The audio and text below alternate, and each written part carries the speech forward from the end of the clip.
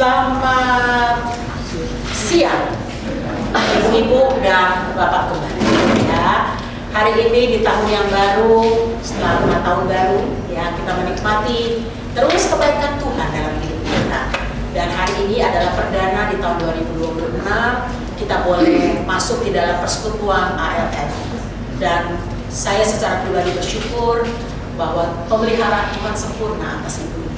Ya, di dalam segala sakit penyakit yang kita derita, dalam pergumulan yang mungkin ada, di dalam setiap hal yang kita rasakan sepanjang tahun 2025 dan mungkin masih ada di 2026, percayalah, segala sesuatu Tuhan akan beri sesuai dengan apa yang Tuhan mau menurut waktunya Tuhan. Kekuatan, kesabaran, dan pasti yang terbaik dia berikan. Ya, amin. Mari ibu-ibu kita buka Yeremia 29 ayat 11. Kita mau merenungkan firman Tuhan dari Yeremia 29 ayat 11. Kita membaca sama-sama ya. Yeremia 29 ayat 11. Yeremia 29 ayat 11. Ya, kita baca sama-sama. 1, 2, 3. Sebab aku ini mengetahui rencana-rencana apa yang ada padaku mengenai kamu. Demikianlah firman Tuhan, yaitu rancangan damai sejahtera dan bukan rancangan kecelakaan, untuk memberikan kepadamu hari depan yang penuh harapan. Amsal 23 ayat 18. Satu ayat lagi, Amsal 23 ayat 18. Kita bicara rancangan Tuhan, ya. Sekarang kita mau bicara masa depan. Amsal 23 ayat 18. Ya, sama-sama ya. 2, 3. Karena masa depan sudah ada dan harapanmu tidak akan hilang. Kedua ayat ini menjadi dasar pertemuan kita pada siang hari ini, bahwa Tuhan mengetahui rancangan-rancangan apa yang ada padanya mengenai kamu, mengenai kita. Demikian firman Tuhan. Rancangan damai sejahtera dan bukan rancangan kecelakaan, untuk memberikan kepada kita hari depan yang penuh harapan. Dan tadi Amsal yang kita baca, karena masa depan sungguh ada dan harapan kita di dalam Tuhan tidak akan hilang. Ada 3 bagian yang akan saya bagikan buat ibu-ibu semua pada siang hari ini. Yang pertama adalah kita mau lihat realitas kehidupan dan pengharapan yang hilang. Jadi kalau kita bicara tentang kenyataan, di dalam hidup kita banyak sekali tantangan, banyak sekali masalah. Tadi di awal saya katakan, mungkin ada beberapa masalah di tahun 2025 sampai sekarang pun dia belum juga selesai. Masih menjadi masalah, masih menjadi tantangan dan pergumulan. Ya, ada ketidakpastian yang seringkali kita hadapi dalam kehidupan kita. Bahkan ada kekhawatiran dan kekecewaan yang kita alami di dalam kehidupan kita. Dan yang paling menakutkan, ketika asa, harapan itu pudar. Ibu-ibu terkasih, ketika kita menghadapi kehidupan kita, yang tadi saya katakan ada ketidakpastian.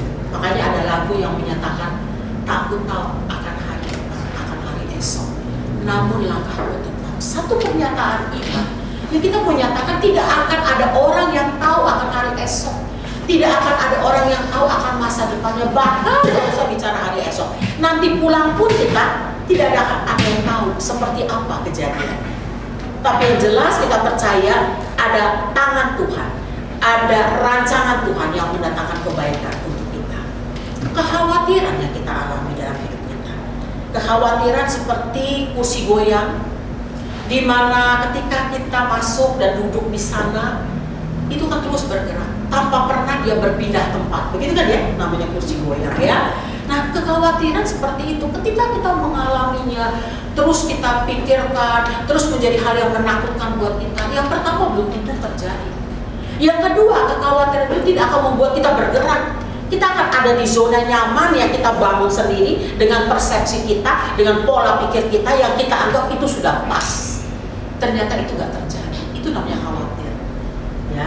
Setelah tadi ketidakpastian, ada kekhawatiran, ada kekecewaan. Kenapa sih Tuhan? Tuhan gak pernah jawab pergumulan saya. Kenapa sih Tuhan? Ini menjadi masalah yang tidak akan pernah habis dalam kehidupan keluarga, rumah tangga saya, suami, anak-anak saya. lingkungan saya, pelayanan saya, dan masih banyak sederet komplainan kita kepada Tuhan. Itulah kenyataan, realitas kehidupan yang kita alami. Pengharapan yang mungkin bagi beberapa orang sudah mulai pudar, sudah mulai hilang. Pertanyaan-pertanyaan yang mulai diajukan kepada diri sendiri, betulkah Tuhan mengasihi? Betulkah Tuhan peduli padamu? Lalu yang bagian berikutnya, ketika kita bicara tentang kenyataan dengan harapan kita, bahkan ekspektasi kita mungkin terlalu tinggi terhadap sesuatu, ya. Nah, hidup kita ini seringkali tidak sesuai dengan harapan yang kita bawa. Betul ya? Kita pengen begini, kita pengen begitu, kita pengen mau ini, mau itu, ternyata nggak sesuai dengan harapan. Kalau dulu ada iklan tak seindah warna aslinya. Oh ya. Atau ada orang bilang fotogenik ya orang ini, di foto beda sama kenyataannya gitu ya. Pasti dalam hidup akan ada begitu. Nah, waktu kita bicara tentang tidak seindah sesuai dengan apa yang kita harapkan, ada apa sebetulnya? Ada masalah, ada badai, dan juga mungkin ada pergumulan, penyakit, kehilangan, dilukai, kegagalan. Itu akan mewarnai hari-hari kita. Dan selalu kita tahu suka duka Tuhan pakai untuk kebaikan kita. Gak ada orang yang siklus hidupnya smooth, mulus begitu ya. Kalau orang bilang ke saya begitu, aduh jadi Bu Iva enak ya, kayaknya hidupnya aman-aman aja, datar, kayaknya ibu tuh selalu begini. Dia kan gak tahu ketika saya menangis, ketika dalam pergumulan saya, tetesan air mata saya mungkin kalau ditampung bisa seember gitu ya. Kan saya nggak perlu memperlihatkan ke orang-orang. Tapi ketika orang melihat mungkin kehidupan ibu, dilihat enak ya, ih jadi Bu Gina enak banget ya, pergi mulu gitu ya Bu Gina ya. Oh kan, ih jadi Bu Mer enak ya. Gitu kan Bu Gina berjuang naik ke lantai 2 kan, susah naiknya ya. Ih jadi Bu Mer enak ya, suaminya bawain tasnya, itu anak saya tuh mau komentarnya. Dia tuh jadi Tante Mer enak loh, dibawain tasnya sama Om Yanto. Pokoknya akan ada orang kalimat-kalimat begitu ya, enak ya, misalnya Ibu Riama, itu udah mantu gitu ya, udah adik kelas ya Bu Riama ya gitu ya. Tapi maksud saya adalah dalam hidup kita seringkali memimpikan sesuatu yang kok nggak seperti realitas saya ya, kok orang lain kayaknya lebih bagus ya. Nah inilah kita mau lihat kenyataan yang ada, yang Tuhan bukakan buat kita. Supaya apa? Supaya kita bergantung sama Tuhan. Percayalah, ibu-ibu, kita adalah kaum perempuan yang rentan ketika menghadapi masalah. Beda dengan bapak-bapak. Bapak-bapak juga punya masalah, tetapi mereka akan menampilkan figur yang tetap tegar. Pantang bagi mereka mengeluarkan air mata, ya kan? Karena kalimatnya kan jagoan dari kecil ya gitu ya, jagoan nggak boleh nangis gitu kan ya. Jadi pantang banget buat laki-laki menangis. Tapi kalau kita punya masalah, kelihatan kan? Begitu air mata kita bengkak kan? Kenapa Bu? Nangis. Dan kita perempuan nggak akan malu cerita itu. Kita akan dengan polosnya kita cerita, saya habis nangis malaman, habis masalah saya begini, habis suami saya begini, anak saya begini, mantu saya begini, dan seterusnya. Ketika itu kita alami, kalau kita mengenal Tuhan lebih dalam dan lebih dalam lagi, kita akan memahami bagaimana Tuhan memimpin kita hari lepas hari. Kalau lalu Tuhan memimpin kita, hari ini Dia akan tetap memimpin kita. Dan sampai nanti pun Dia akan tetap menuntun dan memimpin kita. Kita percaya itu. Kita adalah orang-orang perempuan-perempuan yang Tuhan berkati. Dan kenapa kita percaya sesuai dengan tema hari ini? Ibu-ibu percaya nggak ketika saya membuat tema ini, waktu itu Parley minta ya, temanya apa ya Bu Iva ya? Saya cuma mengatakan yang terbaik pastinya saya kasih kurung. Yang terbaik pastinya saya kasih akan datang. Karena buat orang-orang pasti akan mengatakan, ya bagaimana Tuhan nanti yang terbaik itu akan datang. Satu pemahaman iman akan datang. Tapi buat kita yang betul-betul mengenal Tuhan, pasti akan datang. Makanya pastinya saya kasih kurung. Saya nggak buka di situ ya. Saya cuma mau mengatakan bahwa di dalam pemahaman kita sebagai anak-anak Tuhan, kepastian itu akan ada. Percayalah. Kalau kita sering menyanyi, waktu Tuhan adalah yang terbaik. Lagu itu mungkin kita hafal. Masa-masa COVID itu lagu itu tren banget ya. Laku banget lagu itu. Tapi pernah nggak kita memahaminya? Ketika waktu Tuhan itu yang terbaik, menurut versinya Tuhan, bukan maunya kita. Kita maunya segala sesuatu instan. Sama seperti saya bilang sama mahasiswa. Tadi malam ada yang WA saya, "Bu, kasihlah saya tugas tambahan. Soalnya saya dapat C dari Ibu. Sementara teman-teman saya yang A banyak, Bu. Saya C, kasihlah tugas tambahan." Saya cuma mengatakan, karena buat mereka yang dapat C itu instan pengennya tugas tambahan. Cobalah, kalau tugas tambahan dia cuma kasih paper, bisa AI kan, AI yang bikinin, dia kirim ke saya pakai nama dia, lalu saya tambahin nilai supaya jadi B, supaya jadi A. Sementara teman-temannya berproses 1 semester di kelas saya, ngerjain soal, bikin PR, diskusi, jawab, presentasi gitu ya. Buat saya segala sesuatu orang selalu maunya instan.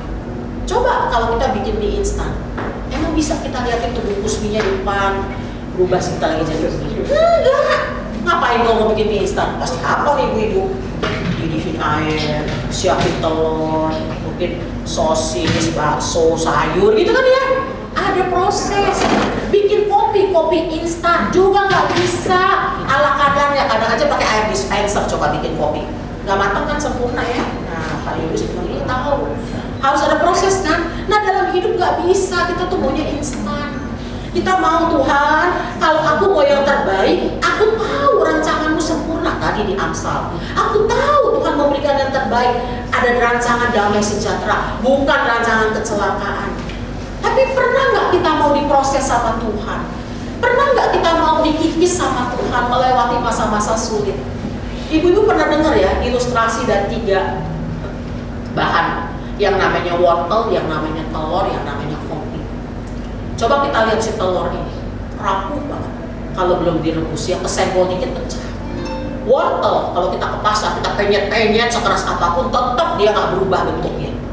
Kopi masih berupa biji kopi, pada saat dia digiling dia baru berubah bubuk kopi. Sekarang sama-sama ketiga benda ini kita masukkan air panas, air mendidih. Kita tunggu beberapa saat. Ketika masuk ke dalam air mendidih, si telur yang rapuh tadi langsung keras jadi telur rebus. Cobalah ibu-ibu penyet-penyet, nggak kuat kita penyet-penyet kan, dia tetap kokoh. Si wortel yang tadinya kita penyet-penyet kuat itu, begitu kena air rebus, dia menjadi lembek. Makanya nenek-nenek nggak punya gigi pun bisa makan, dan bayi yang masih ompong-ompong belum tumbuh gigi pun bisa makan. Lalu kopi, ketika disiram dengan air panas, dia akan lebur dengan air itu, mengeluarkan aroma. Makanya iklan kopi itu rentan dan sangat sering adalah ketika diseduh, ada adegan itu kan, wangi kopi, pasti begitu iklan kopi. Nggak pernah nggak ada adegan mencium begitu aroma. Artinya, coba kita lihat, kita bayangkan diri kita menjadi salah satu itu. Air panas itu, bayangkan itu adalah masalah yang menghadapi dan menghampiri kita. Lalu ketika masalah itu datang, apa yang terjadi? Kita yang tadinya rapuh, yang tadinya mudah pecah dan hancur, menjadi pribadi yang keras hati, yang kadang-kadang udah lagi nggak bisa dibilangin. Kira-kira kalau dibilang sabar, ya nggak usah ajarin saya sabar, ya. Saya udah sabar banget ini. Nah itu pribadi pertama yang tadinya rapuh, yang tadinya nangis, tapi masalah menempa dia menjadi pribadi yang super kuat, bahkan udah nggak peduli lagi sekelilingnya. Aku sangat kuat, nggak usah ajarin aku bagaimana sabar. Yang kedua, yang tadinya begitu kuat, yang tadinya begitu pede, lantas ketika masalah itu datang menjadi remuk redam, menjadi hancur, menjadi nggak tahu lagi aku mesti gimana, aku nggak tahu lagi bagaimana menjalani hidup aku. Yaitu seperti ibarat wortel, kalau yang tadi ibarat telur. Nah yang ketiga, si biji kopi dan si kopi ini ketika diseduh dengan air panas, justru dia bisa menjadi satu aroma yang membangkitkan satu semangat dan kekuatan. Dia melebur dengan masalah yang ada dalam dirinya, justru dia menjadi berkat bagi sekeliling. Makanya tadi iklan aroma kopi itu sangat menjual. Orang menjual kopi itu pasti dengan penciuman itu. Ya. Jadi ketika masalah itu datang, bukan membuat dia menjadi pribadi yang keras hati, bukan membuat pribadi menjadi yang lembek, tapi menjadi pribadi yang justru yang bisa menjadi berkat bagi sekelilingnya. Dengan cara apa? Dengan cara dia menyaksikan kebaikan Tuhan, dengan cara dia memberitakan apa yang sudah Tuhan kerjakan dalam hidupnya dan menjadi berkat buat orang-orang di sekitarnya. Kita mau memilih pribadi yang mana? Seperti telur kah? Seperti wortel kah? Atau seperti biji kopi tadi? Yang terbaik dalam pandangan Tuhan, sesuai dengan tema ini ya, berbeda dengan pandangan dunia. Sangat berbeda istilah yang terbaik.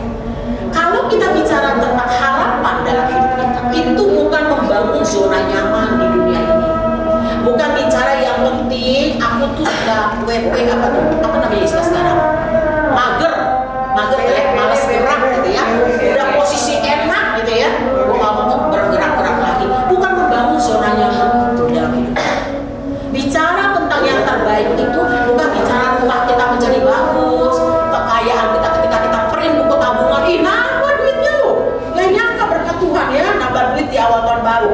Dari mana ya nggak tahu, pokoknya masuk aja ya. Lalu bicara apa? Bicara tentang kesehatan kita. Kesehatan menjadi lebih bagus lagi. Aduh Tuhan, bener lah kalau gitu percaya pada Tuhan itu kesehatan menjadi lebih bertambah. Enggak begitu. Itu yang dunia mau. Dunia bicara ke depan yang terbaik itu kayak gitu ngukurnya. Pundi-pundi kita bertambah, ngeprint buku tabungan saldo bertambah gitu ya. Gak pernah sakit lagi, selalu sehat ya. Lalu rumah kita, apalagi lah kita punya karir kita, apa semua baik. Itu ukuran dunia. Tapi kalau kita bicara ukuran Tuhan apa? Ketika kita bicara ada kekekalan yang kita mau kerjakan bersama dengan Tuhan. Ada hal-hal yang kadang kita nggak pengen lakukan, tapi Tuhan suruh kita untuk melakukan itu. Ada hal-hal yang mungkin kita harus bayar harga, perasaan kita, ya ketidaknyamanan kita terusir, waktu kita terambil oleh orang lain, perhatian kita bukan hanya untuk diri kita dan me time kita, tapi untuk orang-orang yang datang menghampiri kita dan mereka punya masalah. Itulah yang terbaik yang kita mau lakukan dalam hidup kita. Hidup bukan bicara tentang diri kita. Hidup bukan bicara tentang melulu tentang apa yang kita pengen. Sering yang kita dengar ya, orang lahir, orang meninggal itu butuh orang lain. Itulah.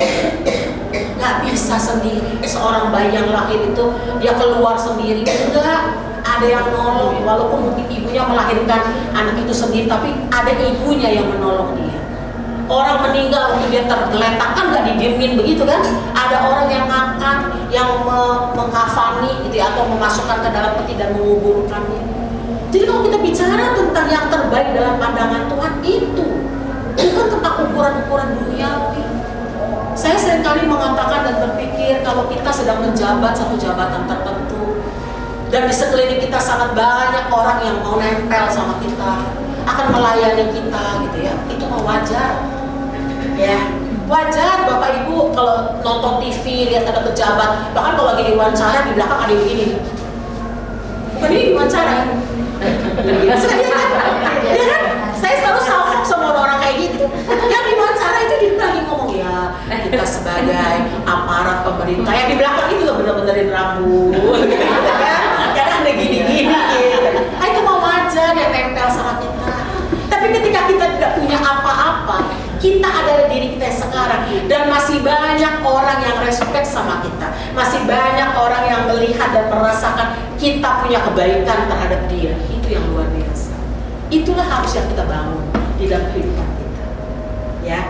Ketika kita sudah tidak ada, kita hanya menjadi kenangan, menjadi orang yang baik atau tidak baik bagi orang-orang di sekitar kita. Kan hanya memori.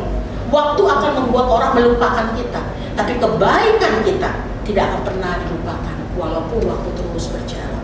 Itu yang mau kita bangun ya. Lalu di Amsal tadi dikatakan masa depan sungguh ada. Inilah janji Tuhan yang memberikan kepada kita satu kepastian, masa depan sungguh ada. Karena apa? Kita punya tujuan akhir yang jelas.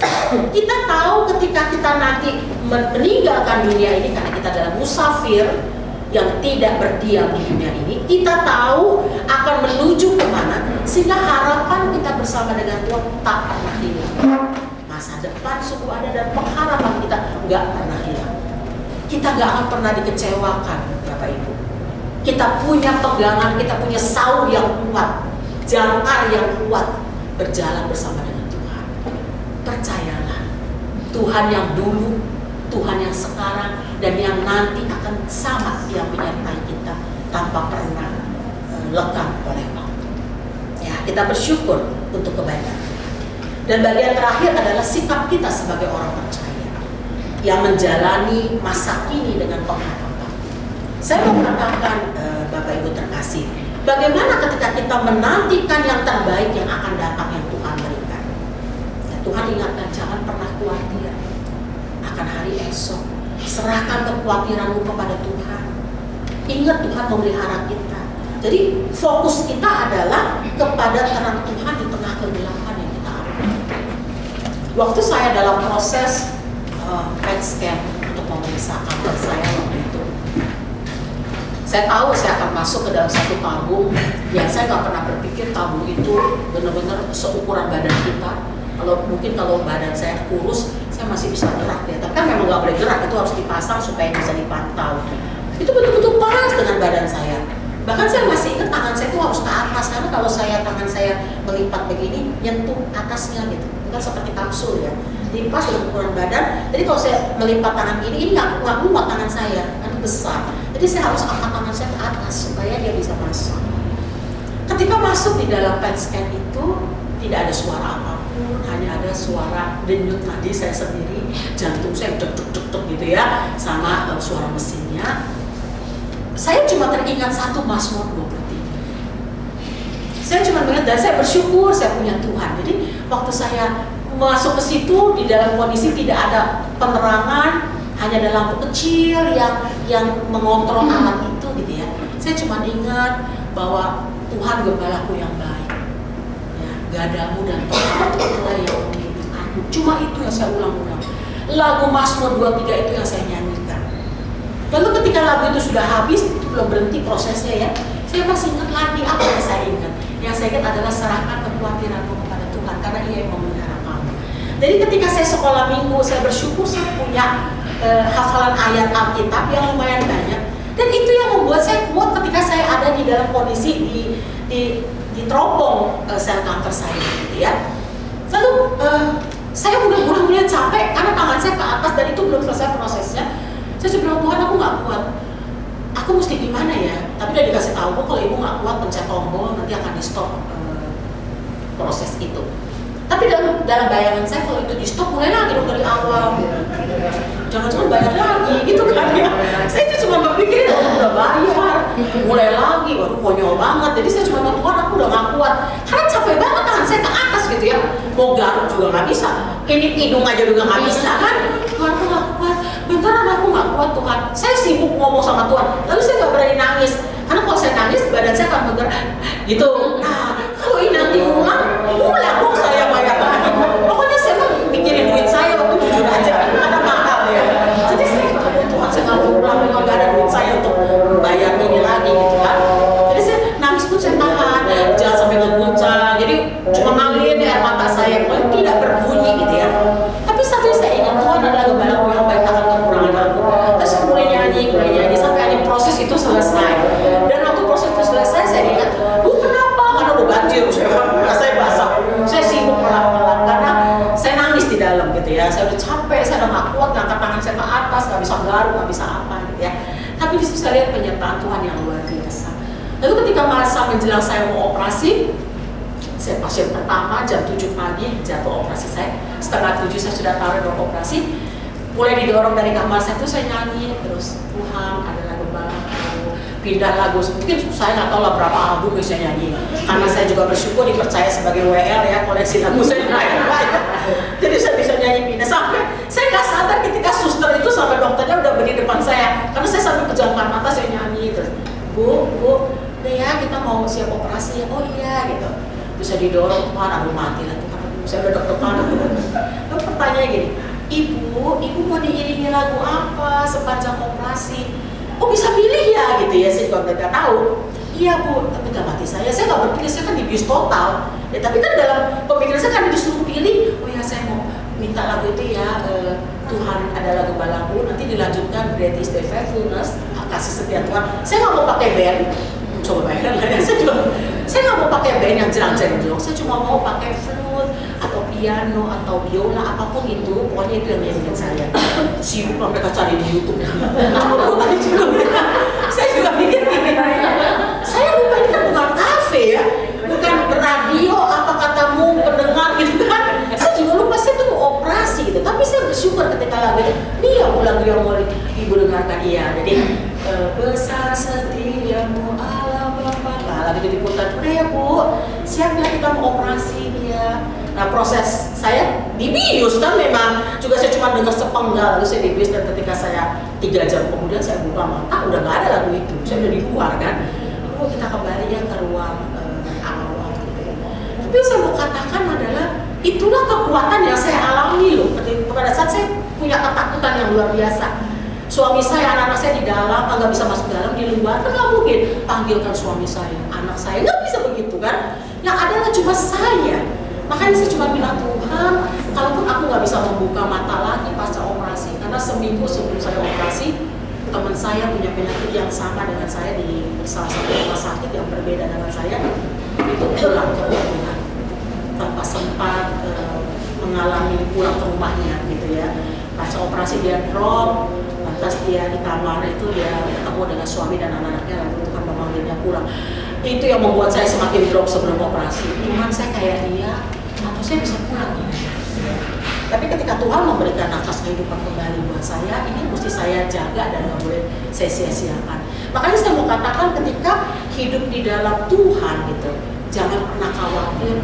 Itu saya praktekkan dan saya selalu ingat Tuhan benar ya.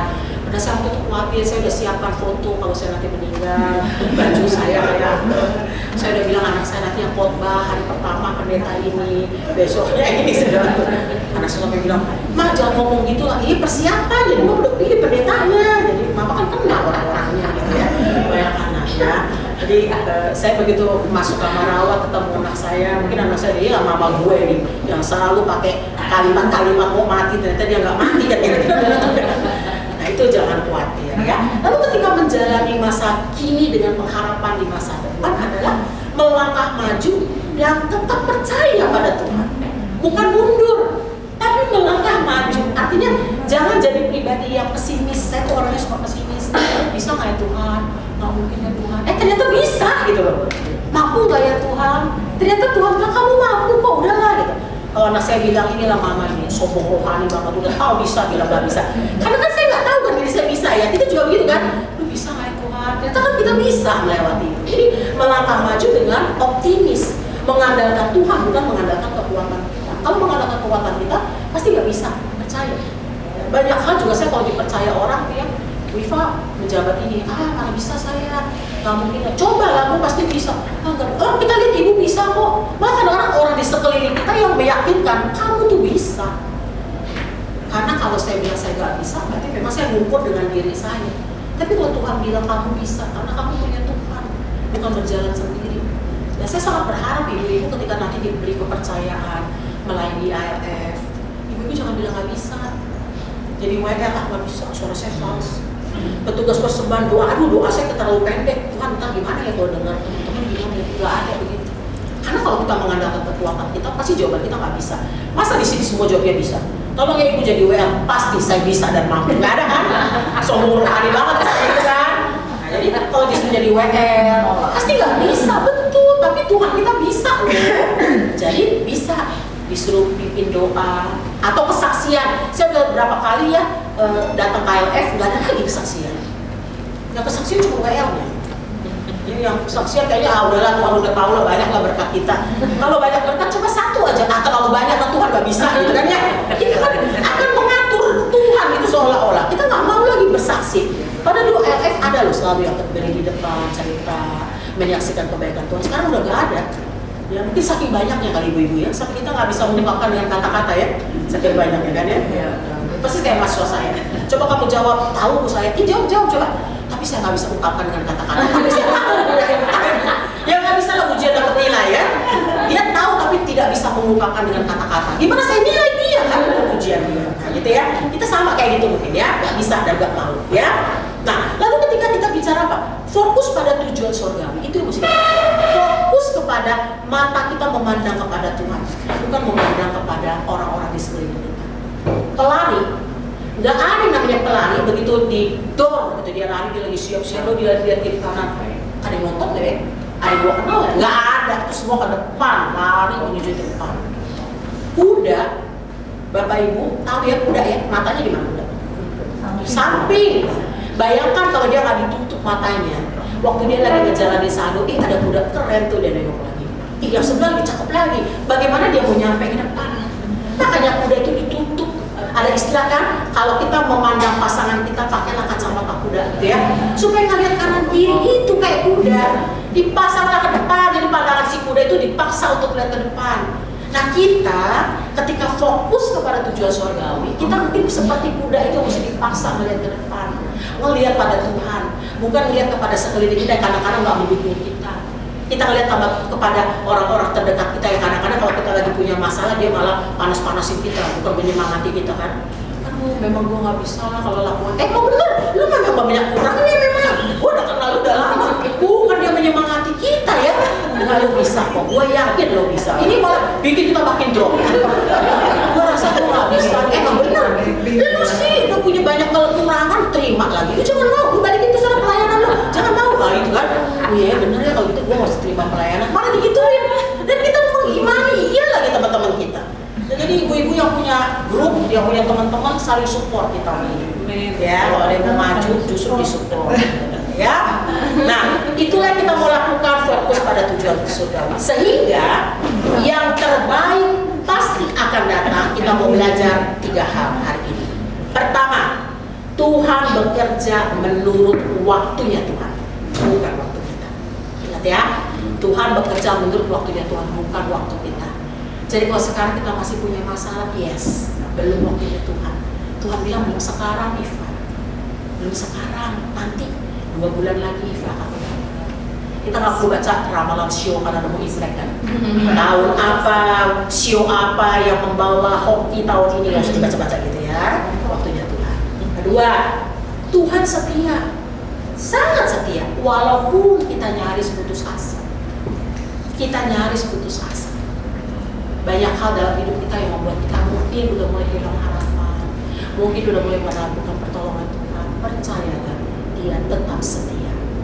Dan yang terakhir adalah percayalah, tiada yang mustahil bagi Tuhan. Tiada yang mustahil bagi kita. Mungkin nggak bisa, nggak mungkin. Udah pasti deh nggak bisa lah. Tapi bagi Tuhan tiada yang mustahil. Ya, waktu Tuhan, waktu yang terbaik. Yang kedua, Dia tetap setia walaupun kita tidak setia, dan tiada yang mustahil bagi Tuhan. Sehingga yang terbaik pasti akan datang, kita mampu melewatinya bersama dengan Tuhan. Tuhan menyertai ibu dan bapak semua. Tuhan menyertai perjalanan langkah kehidupan kita. Masalah yang ada yang kita hadapi di 2026 bukan membuat kita mundur, tapi membuat kita semakin maju dan semakin kuat di dalam pengharapan